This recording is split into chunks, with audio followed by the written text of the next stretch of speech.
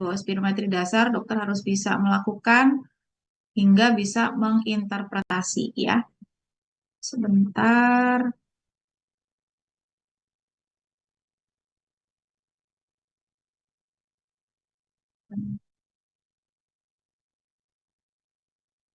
Oke. Pertama melakukan, kemudian belajar melakukan, kemudian diawasi, melakukan dengan pengawasan, kemudian bisa tes exam dengan harapan nanti dokter ketika sudah menjadi dokter umum bisa melakukan secara mandiri. Sekedar informasi karena kan kalau di Untirta kan highlightnya adalah kedokteran kerja ya dokter ya. Spirometri ini salah satu alat yang sering digunakan untuk evaluasi dan monitoring di kedokteran kerja ya, terutama untuk menilai faal paru. Baik, untuk pendahuluan mungkin dokter sudah paham waktu dulu kuliah bahwa ventilasi bahwa proses respirasi itu ada ventilasi ya. Ventilasi itu kalau dokter tarik napas, keluar napas itu ventilasi namanya ya. Jadi yang keluar dari yang masuk dari hidung kita kemudian ke trakea, bronkus, ke paru, balik lagi keluar lagi melalui hidung kita itu namanya ventilasi. Kemudian proses difusi ini terjadi di membran alveoli. Jadi perpindahan semua gas baik oksigen, karbon dioksida, pertukarannya, nitrogen semuanya itu terjadi di membran alveoli masuk ke pembuluh darah. Kemudian kalau perfusi ini dari pembuluh darah masuk ke jaringan ya. Nah, spirometri ini cuma ngukur ventilasi, dokter. Jadi tidak ngukur difusi, nggak ngukur perfusi. Nanti alatnya beda. Difusi dan perfusi itu alatnya beda. Jadi yang dinilai ya memang apa yang masuk dan keluar dari eh, mulut. Kalau spirometri pakainya nanti mulut. Jadi keluar dari saluran napas kita. Yang diukur adalah pertukaran udaranya saja.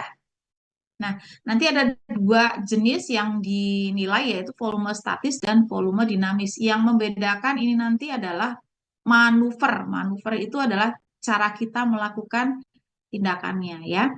Sedangkan dari bahasa sendiri kalau spiro itu napas dan metri itu ukur. Intinya mah ngukur napas kita gitu gampangannya.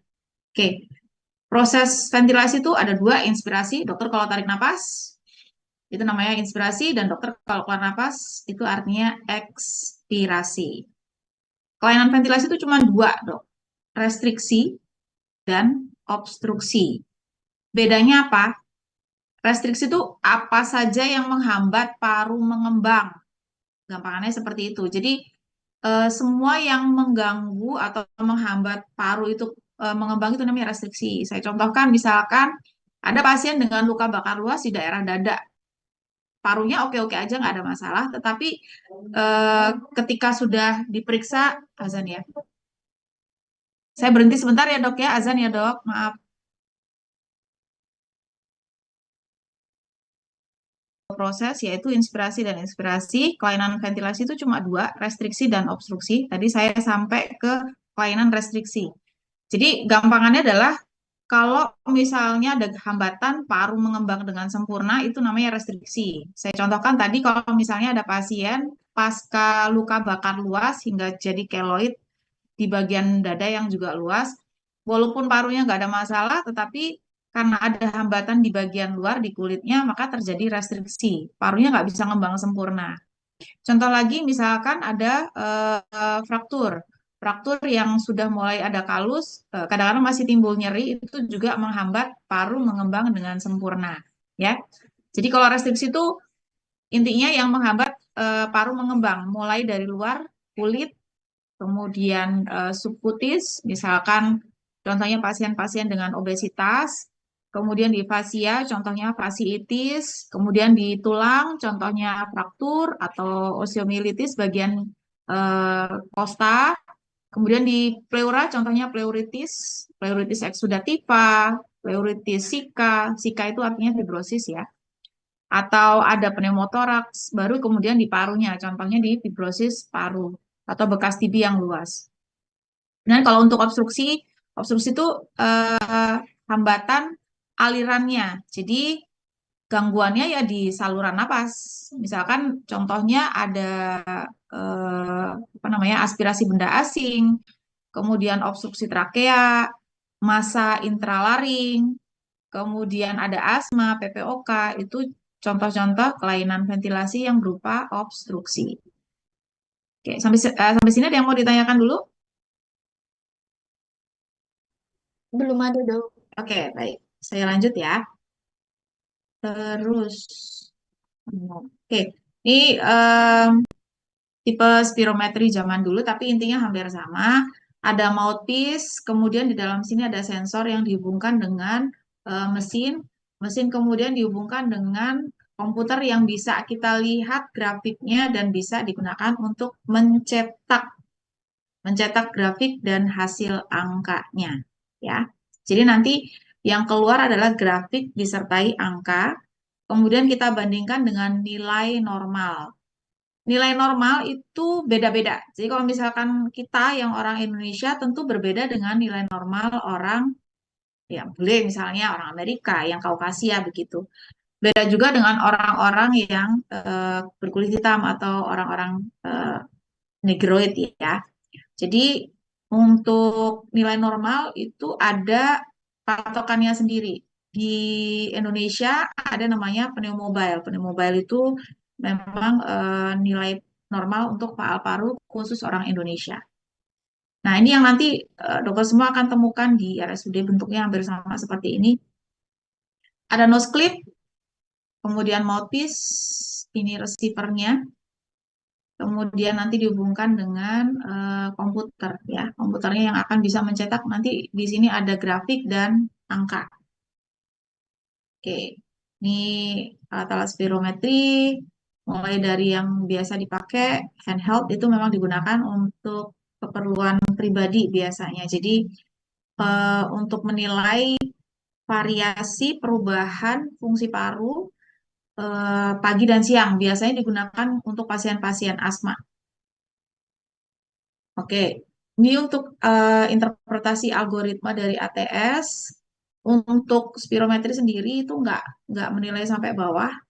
Jadi DLCO itu artinya kapasitas difusi karbon monoksida. Ini pakainya body plate seismograph. Kita tidak akan apa namanya membahas sampai sini. Jadi kelainannya yang muncul nanti adalah normal, restriksi, obstruksi atau campuran, ya. Nah, yang perlu dilihat pada saat kita menginterpretasi adalah ada atau tidaknya obstruksi, kemudian nilai kapasitas vital, dinilai beratnya obstruksi atau restriksi kalau memang ada, ini kita tidak lakukan ya.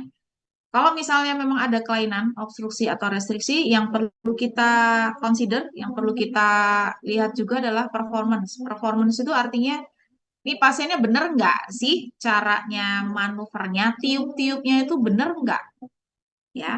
Kemudian ada kelainan di neuromuskular tidak, misalkan pasien yang stroke hemorrhagic, pasca stroke hemorrhagic, kemudian dia ada dysarthria, ada ke parese nervus 7, jadi pelo dan maaf, wajahnya sedikit merot ke arah yang eh, parese ya.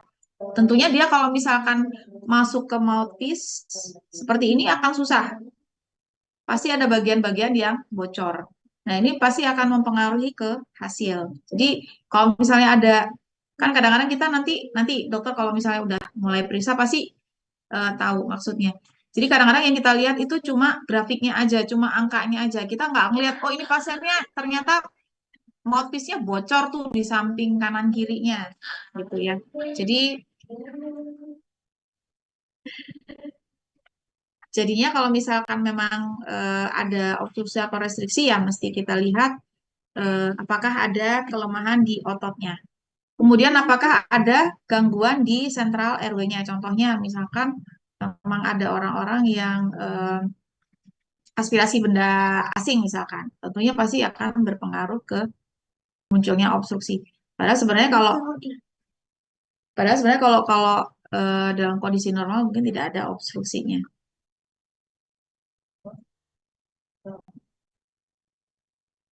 Kakak, maaf izin sebentar ya. Anak saya katanya pengen lihat kakak-kakaknya ini yang ganteng.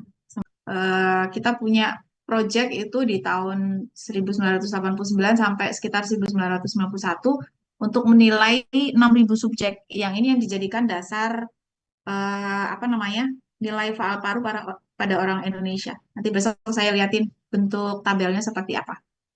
Oke, tadi saya sudah sampaikan bahwa kalau nilai normal itu dipengaruhi ras ya. Jadi beda kita sama orang bule tentu beda. Umur kita beda pun juga akan berpengaruh ke nilai normal. Kemudian tinggi badan, jenis kelamin, dan ras. Oke. Satu hal yang dokter semua perlu tahu bahwa sebenarnya ketika kita sudah berusia 25 tahun, fungsi paru kita itu mulai turun.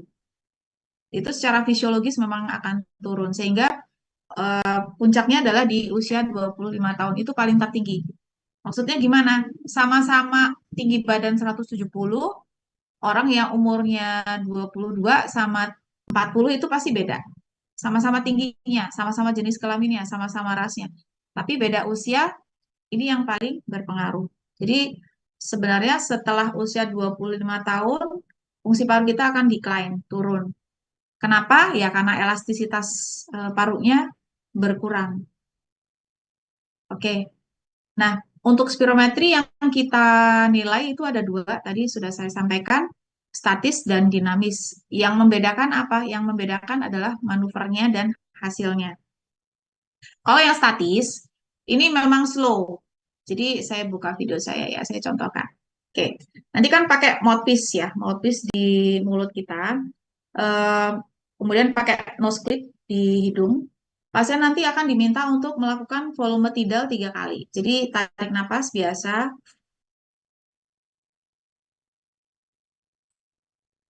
Kemudian yang terakhir, yang keempat, itu tarik napas dalam. Kemudian dihembuskan pelan-pelan sampai habis. Fungsi utamanya sebenarnya adalah untuk menilai kapasitas vital. Apa sebenarnya kapasitas vital? Kapasitas vital itu untuk ngecek paru kita itu sebenarnya bisa menampung udara itu seberapa banyaknya sih. Tapi yang dicek bukan pada saat tarik nafas, bukan. Justru pada saat mengeluarkan. Ya. Kemudian yang dinamis, bedanya yang dinamis itu cuma satu manuver. Jadi pasien sama pakai nose clip, kemudian mulutnya dipakai mouthpiece. Pasien diminta untuk tarik nafas dalam, kemudian dihembuskan kuat, sekuat-kuat, sekenceng-kencengnya sampai habis. Sampai habis ya, bukan cuma sekali gitu saja. Karena kalau sekali itu namanya PEF atau peak expiratory flow, bahasa Indonesianya APE, arus puncak ekspirasi. Penampakan. Oke, jadi ada dua ya. Iya, iya, maaf. Statis dan dinamis. Oke, kemudian saya tutup lagi. Nah, nanti di volume statis kita bisa melihat, oke, kita bisa melihat volume tidal, volume cadangan inspirasi, volume cadangan ekspirasi, tetapi tidak dengan volume residu ya. Volume residu itu volume yang menjaga bentuk dada kita tetap seperti itu walaupun kita udah keluar napas maksimal. Sekarang coba dokter keluar napas, hembuskan sekuat-kuatnya napasnya sampai habis deh. Oke, bentuk dadanya tipis jadi kertas atau bentuk dadanya tetap seperti itu? Kan kalau misalnya balon, balon dikeluarin semua, kan lepek tuh ya, lepek ya. Tapi dokter keluar napas, habiskan semua, bentuk dadanya masih seperti itu, masih ada bentuknya, atau jadi kayak balon yang betul-betul lepek. Masih ada bentuknya dong. Masih sesuai bentuknya. Ini adalah fungsi volume residu. Dan ini memang tidak bisa dilihat dengan spirometri ya. Dia pakainya sama body plethysmograph. Oke, jadi nanti yang kita lihat ini kalau dari hasil spirometri tergantung kita setting alatnya seperti apa. Besok saya ajarin setting alatnya. Kemudian lanjut lagi. Oh, nggak bisa deh.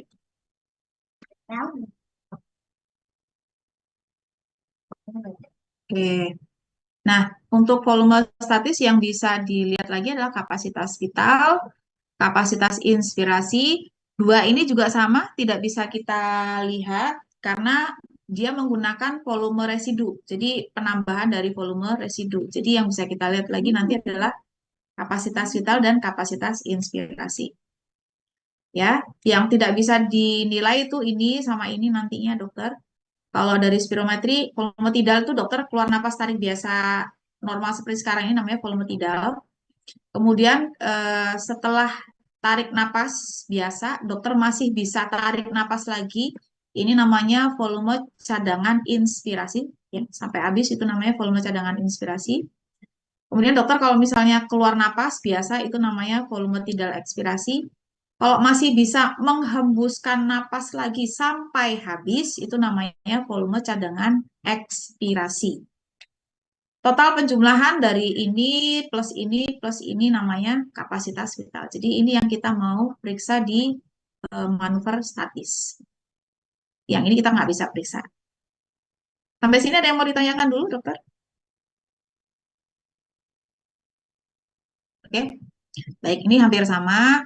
Em, ini apa namanya? Kurang lebihnya kalau pada orang dengan tinggi badan 100, ini pakainya beli ya, 170, kurang lebihnya kapasitas vital tuh seperti ini. Tapi sebenarnya bervariasi ya. Tidak bisa semua orang tinggi badan 170 itu pasti 4.800 enggak. Tadi tergantung apa saja, Dok? Usia, tinggi badan, jenis Jenis. kelamin, dan ras ya. Jadi nggak bisa 170 itu pasti semuanya 4.800 pasti berbeda-beda. Oke, ini tadi volume dinamis saya sudah sampaikan manuvernya yang satu kali saja tapi hembus kuat. Jadi tarik napas dalam kemudian hembus kuat. Nanti ada dua yang keluar yaitu kapasitas vital paksa dan volume ekspirasi paksa 1 detik pertama. Ya, ini sebenarnya hampir sama dengan kapasitas vital. Jadi penjumlahan dari volume cadangan inspirasi tambah volume tidal tambah dengan volume cadangan ekspirasi. Bedanya adalah karena dia dikerjakan dalam kondisi dinamis atau hembus kuat, kalau misalkan ada obstruksi, kadang dia sedikit lebih rendah dibandingkan yang kapasitas vital pada saat statis, ya. Nah, yang paling beda kalau obstruksi itu ini, volume ekspirasi paksa 1 detik pertama. Artinya apa? Dokter kalau hembus napas kuat, sorry ya, saya buka lagi videonya. Oke, kalau misalnya sampai habis, yang 1 detik pertama itu adalah volume ekspirasi paksa 1 detik pertama. Idealnya, kita yang normal, nggak punya asma, nggak punya kelainan obstruksi, bisa mengeluarkan 80% volume paru idealnya, dok. Kalau kurang dari itu berarti ya ada obstruksi gitu.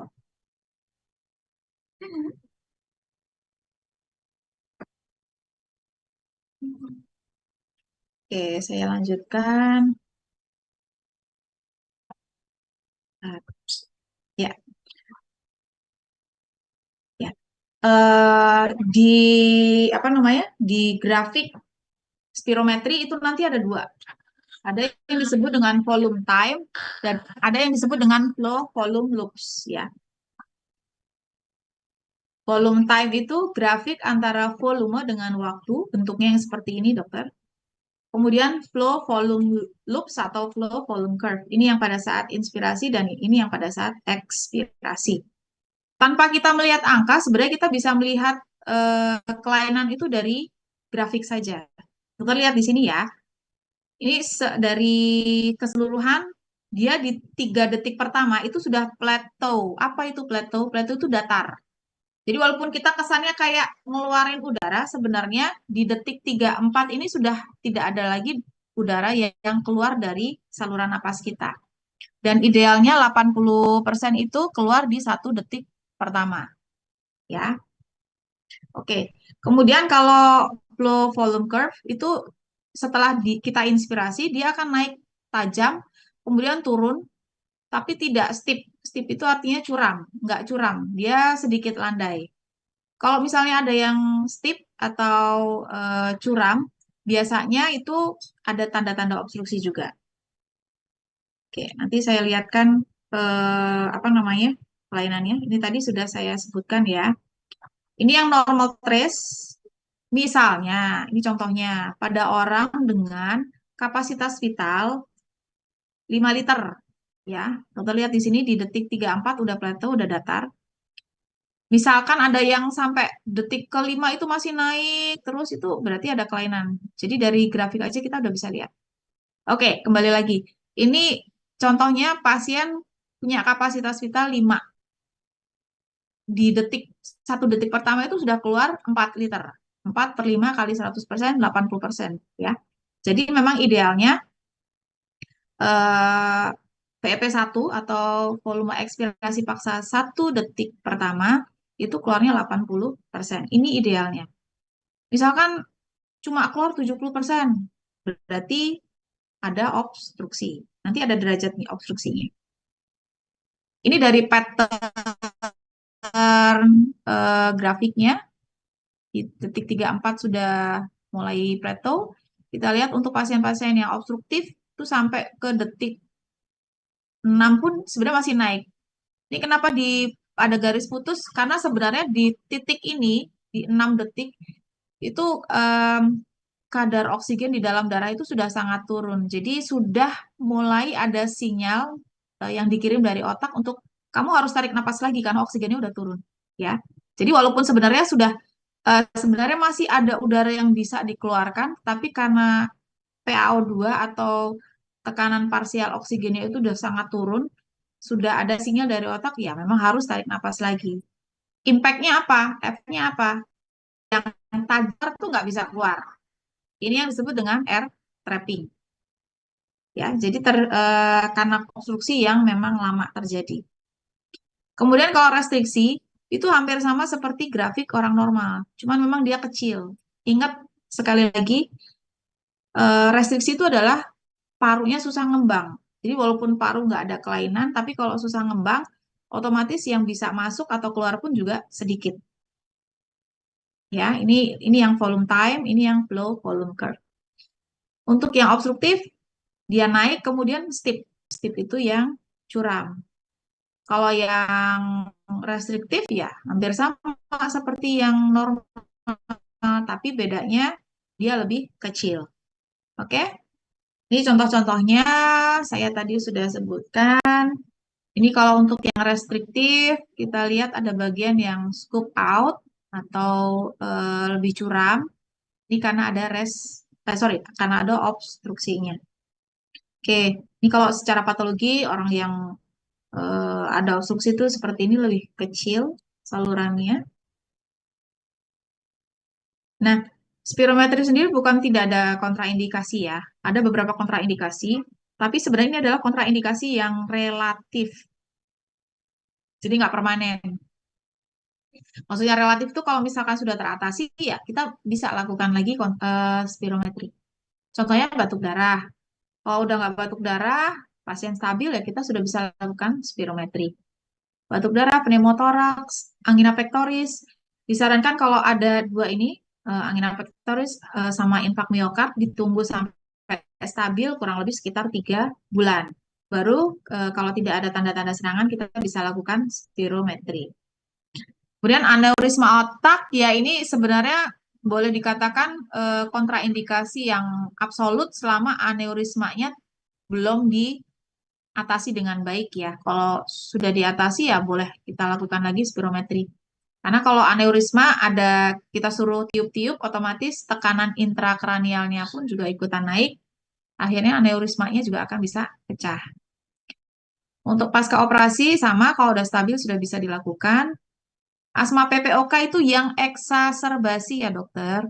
Artinya kan kalau asma PPOK justru diagnosis tegak itu pakai spirometri. Tapi kita tunggu dulu eksaserbasinya perbaikan. Kalau sudah stabil baru kita lakukan spirometri.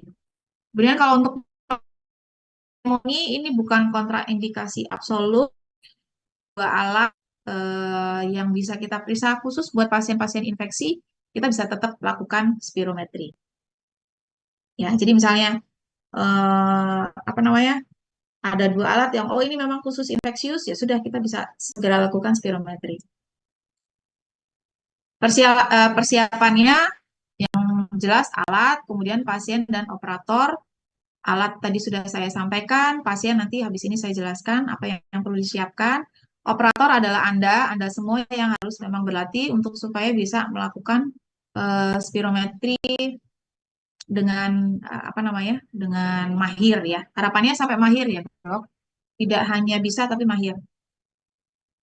Oke, nanti untuk alat ada kalibrasi besok saya ajarkan. Kemudian untuk pasien, ini alat dulu deh. Yang diperlukan adalah ini spirometri, mouthpiece, nose clip, kalibrator, dan apa namanya dan yang lain-lainnya. Sorry, timbang badan sebenarnya bukan merupakan jadi berat badan bukan merupakan apa namanya faktor yang mempengaruhi hasil. Jadi tidak mempengaruhi hasil ya. Balik lagi ke sini dok. Balik lagi ke sini. Di sini nggak ada poin berat badan. Nilai normal tidak dipengaruhi berat badan. Nilai spirometri pasien tidak dipengaruhi oleh berat badan. Tapi kenapa berat badan itu harus diperiksa? Karena misalkan contohnya pasiennya ternyata hasilnya restriksi dan ternyata pasiennya obes tipe 2 misalkan.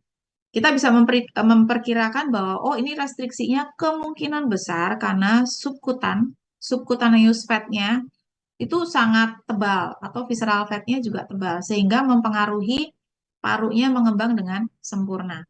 Jadi berat badan tidak mempengaruhi hasil, tetapi bisa kita gunakan untuk pertimbangan ketika ada hasil restriksi pada pasien. Atau misalkan eh, pasien yang memang obesitas tipe berat itu kadang-kadang muncul obstruksi juga karena lemaknya itu nggak cuman di bagian dada tapi juga di sekitar apa namanya di sekitar trakea, laring trakea, kemudian di bronkus juga ada yang menutupi lemaknya. Oke, sampai sini ada yang mau ditanyakan dulu, dokter?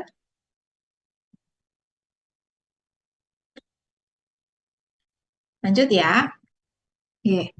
Oke, terus pasien tugas dokter adalah mengedukasi caranya yang manuver satu sama manuver dua. Yang akan jadi problem utama adalah kalau dokter berhadapan sama pasien yang sudah sepuh dan nggak bisa bahasa Indonesia. Ini nanti yang susah. Kalau di kita kan Serang Cilegon ya, banyak yang tidak bisa bahasa Indonesia. Kalau bisa bahasa Indonesia masih muda biasanya akan manuvernya bagus ya. Nah, ini tantangan buat dokter semuanya. Jadi pertama dokter kasih tahu dulu manuvernya, yang pertama seperti apa, yang kedua seperti apa, kemudian dicatat, minta pasien untuk nggak pakai ikat pinggang, terus kemudian nggak boleh terlalu kenyang, karena kalau pakai ikat pinggang dan terlalu kenyang nanti jadi restriksi. Kemudian harus bebas obat-obatan ini. Kenapa harus bebas obat-obatan ini? Karena kalau misalnya ada pasien yang memang obstruksi, ini bisa jadi bias, ya.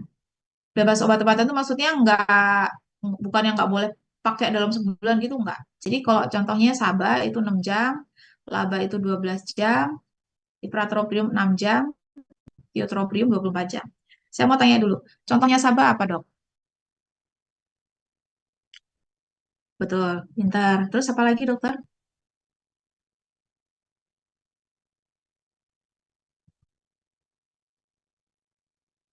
Contohnya terbutalin. Amol itu sudah paham, luas ya. Kalau mereknya contohnya Pentol.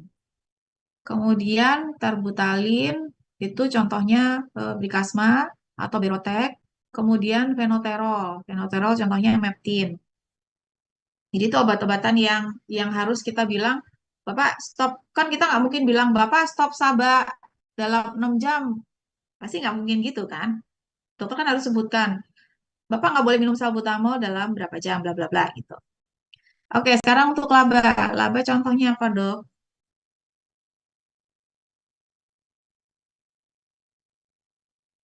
Betul, pintar. Formoterol, sameterol, itu adalah long acting beta 2 agonis, harus di stop dalam 12 jam. Ipratropium, tiotropium ini antimuscarinic agent.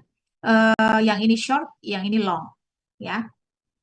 Ipratropium itu yang sering ada di Combivan, contohnya. Oke, ini nanti dokter belajar untuk jadi pemeriksa yang handal. Untuk pasien tadi selain nggak boleh makan, terlalu kenyang, pakai ikat pinggang nggak boleh. Kemudian juga bebas rokok selama 2 jam karena kemungkinan muncul organ masih merokok sebelumnya. Kemudian untuk ruangan yang perlu dilihat adalah nggak boleh lebih dari 40 derajat Celcius karena ternyata kelembapan atau suhu yang terlalu tinggi pun juga akan mempengaruhi hasil. Kemudian ini prosedurnya, sapa pakai tas, lakukan pengukuran, ajarkan untuk pakai nose clip. Kemudian pemeriksaan yang dilakukan adalah ini manuver statisnya, yang ini manuver dinamisnya. Ini tadi sudah saya sampaikan ya, ini yang 3 kali volume tidal, kemudian 1 kali inspirasi dalam dan 1 kali ekspirasi sampai maksimal dengan kondisi pelan atau slow manuver. Kemudian ini yang hanya 1 kali tarik napas dalam, kemudian hembus kuat secepat-cepatnya. Oke, kalau sudah dilakukan kan kita ngeliat tuh nanti di grafik, di angka, ini sebenarnya pasiennya kondisinya apa sih? Ada normal, restriksi, atau obstruksi enggak? Sebelum kita menilai pasien normal, obstruksi, restriksi, kita mesti lihat dulu manuver atau apa namanya yang dilakukan pasien itu acceptable nggak? Artinya apa? Manuvernya mesti oke. Awalannya bagus, nggak ada batuk, puncaknya tidak double, tidak ganda, tidak berhenti di tengah jalan, akhirannya pun juga tidak tiba-tiba. Jadi misalnya baru 2 detik pasiennya sudah selesai, nah, melepas mouthpiece-nya itu tidak akses. Oh, covernya udah bagus nih. Kita mesti jadi pemeriksaan itu dilakukan 3 kali, dok. Ya, dok.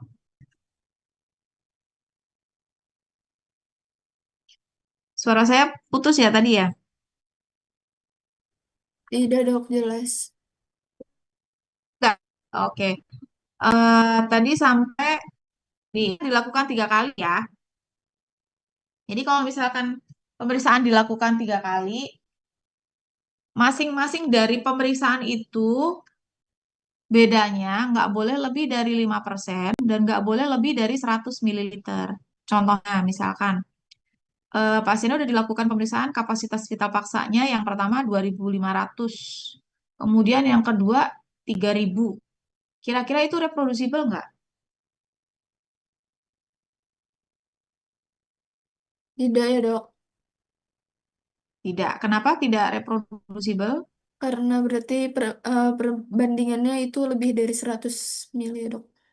Betul, lebih dari 100 mililiter. Kan tadi yang pertama 2.500, yang kedua 3.000. Berarti ini nggak reproducible, berarti sebenarnya manuver tadi itu belum bisa kita interpretasikan menjadi normal, obstruksi, restriksi, atau campuran. Jadi kalau bisa dari 3 manuver yang dilakukan itu bedanya nggak lebih dari 5% atau nggak boleh lebih dari 100 mililiter. Ya. Ini tadi saya bilang manuver ya, kita lihat dari grafiknya kalau manuver tuh. Misalkan dia nggak ada puncak ganda. Puncak ganda ini artinya bisa pasiennya batuk, terus dia mau ngomong pada saat melakukan pemeriksaan, ya. Kemudian yang kedua ini adalah variable effort, artinya awal dia tarik napasnya oke, tapi di beberapa detik kemudian dia keluar napasnya nggak stabil, jadi pelan. Kemudian dia sudden cut off, jadi ini udah baru 1 detik, baru 2 detik dia udah plateau. Kan tadi saya udah sampaikan ya, plateau itu di detik ketiga, keempat. Ini baru 1 detik udah plateau. Kemudian mulainya telat.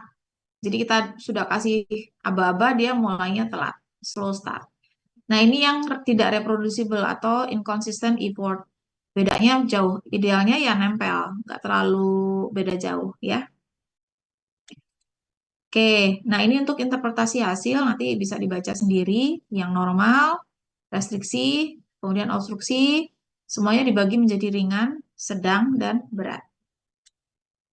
Oke, satu highlight yang dokter perlu tahu sedikit berbeda itu untuk diagnosis PPOK ya. PPOK itu VEP1 per KVP pasca bronkodilator. Artinya apa pasca bronkodilator? Jadi memang pasien itu, saya buka videonya, buka kamera sorry. Ya, jadi pasien itu sebelum eh, dilakukan, jadi dilakukan dulu spirometri 1 kali. Kemudian pasien dikasih bronkodilator. Bronkodilatornya bisa pakai nebu 1 kali, atau bisa pakai semprotan salbutamol atau Ventolin 4 kali. Satu, hisap, dua, hisap, tiga, hisap, empat, hisap. Ya. Kemudian ditunggu 15 menit lagi, baru kemudian dilakukan spirometri yang kedua. Itu namanya pasca bronkodilator. Nah, nanti spirometri yang kedua ini yang kita lihat kalau untuk pada PPOK. Dia misalnya sebelum spirometri sebelum dilakukan bronkodilator maksud saya, spirometri pertama itu VP1 per KVP nilainya 60, 60 atau 0,6 VP1 per KVP-nya, 60%. Kemudian sudah dikasih bronkodilator, ternyata pas dicek naiknya nggak signifikan, cuma 62. Nah, ini yang disebut dengan diagnosis PPOK terkonfirmasi dengan spirometri. Jadi, sorry, kok nggak mau sih? Oke, jadi pertama di spirometri dulu, kemudian kasih bronkodilator, baru kemudian dilakukan spirometri yang kedua. Ya, kalau misalnya nilainya tetap kalau misalnya nilainya tetap di bawah 70%, berarti diagnosis PPOK terkonfirmasi. Ya.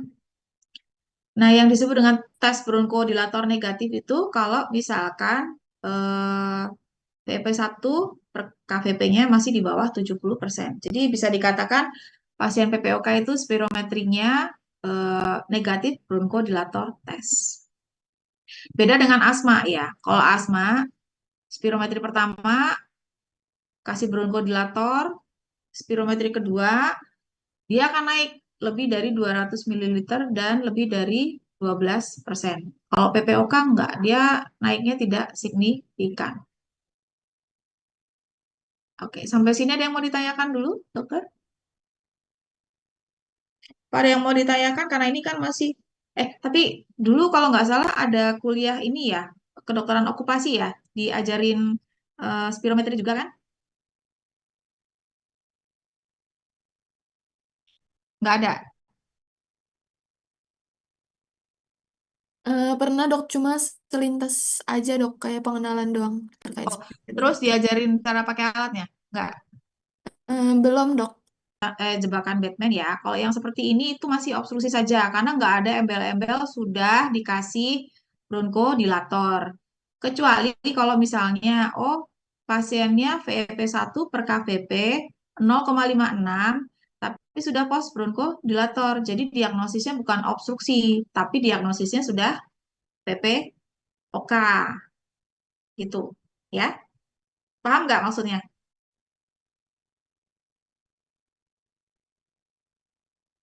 Ini kan VEP1 per KVP 56, 0,56 alias 56%. Ya, kan tadi sempat disampaikan kalau di bawah 80 itu berarti obstruksi. Tapi misalnya pasiennya hasilnya VEP1 per KVP 0,56 setelah diberikan nebulisasi. Jadi diagnosisnya bukan obstruksi, tapi diagnosisnya berubah menjadi PPOK. Balik lagi ke prinsip ini. Tuh, ya. PP1 per KVP pasca bronkodilator adalah 70%. Oke, ini grafik-grafik tadi sudah. Ini contohnya yang obstruksi. Ini patternnya obstruksi biasa, severe obstruktif, dan yang restriksi. Kemudian efek samping yang mungkin muncul itu biasanya pusing, sakit kepala, wajah agak merah. Kemudian kadang bisa sampai pingsan, tapi alhamdulillah sampai detik ini saya belum pernah nemu pasien pingsan. Paling puyang aja, pusing aja, karena ada vasovagal reflex ya. Terus kemudian nggak bisa pipis sementara. Jadi ini efek sampingnya biasa istirahat, kemudian atur napas, sudah bisa kembali normal. Oke, ya sudah. Ini untuk spirometri. Ada yang mau ditanyakan dulu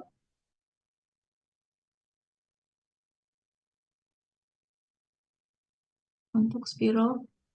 Izin bertanya dok, berarti kalau Silakan. misalkan yang spirometrinya itu hanya hasilnya tuh obstruktif, itu berarti untuk diagnosisnya hanya obstruktif saja atau masih memerlukan memerlukan pemeriksaan tambahan seperti itu dok? Jadi kalau spirometri prinsipnya adalah pemeriksaan penunjang ya dokter. Tetap kita harus melihat dari anamnesis dan pemeriksaan fisik ya. Jadi kalau misalkan dari anamnesis, kemudian pemeriksaan fisik, tanda-tanda obstruksinya jelas, kemudian kita lakukan pemeriksaan spirometri pre dan post bronkodilator, hasilnya mengarah ke PPOK, ya sudah diagnosis PPOK-nya tegak. Tapi kalau misalnya dari anamnesis ada tanda obstruksi, pemeriksaan fisik ada tanda obstruksi, kita cuma bisa lakukan spirometri tanpa bronkodilator tes, berarti diagnosisnya tetap untuk saat itu adalah obstruksi saja. Nah, obstruksinya yang kita cari penyebabnya dari tadi anamnesis dan pemeriksaan fisik, ya. Terus kalau obstruksi saja kan belum selesai nih, belum sampai ke diagnosis. Kalau misalkan memang diperlukan pemeriksaan penunjang lain, misalkan fototoraks, itu juga tetap harus dilakukan. Gitu, Dok. Baik dokter, terima kasih banyak atas Ya, jawabannya. ya. Ada lagi, Dokter?